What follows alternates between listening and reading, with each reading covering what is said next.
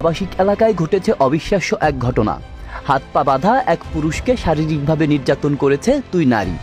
কখনো চাবুকের আঘাত, কখনো হাই হিল ও বুট জুতা দিয়ে প্রহার। তীব্র ব্যথায় পুরুষের কণ্ঠে চিৎকার ও চেঁচামেচি। এভাবেই মেটানো হতো বিকৃত যৌন তৃপ্তি।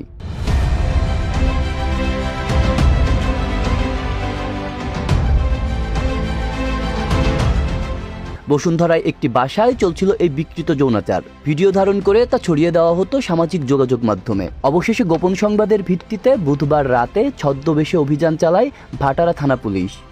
বসুন্ধরার জি ব্লকের একটি বাসা থেকে আটক করা হয় শিখা ও জারা নামে দুই নারীকে।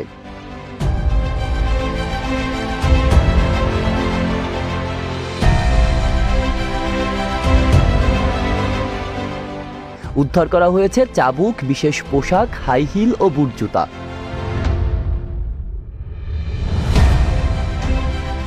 দীর্ঘদিন ধরেই এলাকায় গুঞ্জন চলছিল এমন বিকৃত যৌন কার্যক্রমের।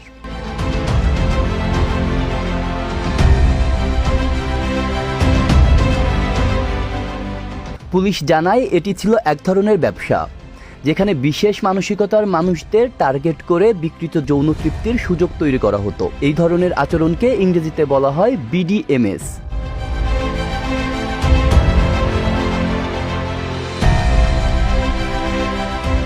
পুলিশ জানিয়েছে অভিযুক্তদের বিরুদ্ধে আইনগত ব্যবস্থা নেওয়া হয়েছে। তাদের কর্মকাণ্ড দেশের প্রচলিত আইনে শাস্তিযোগ্য অপরাধ।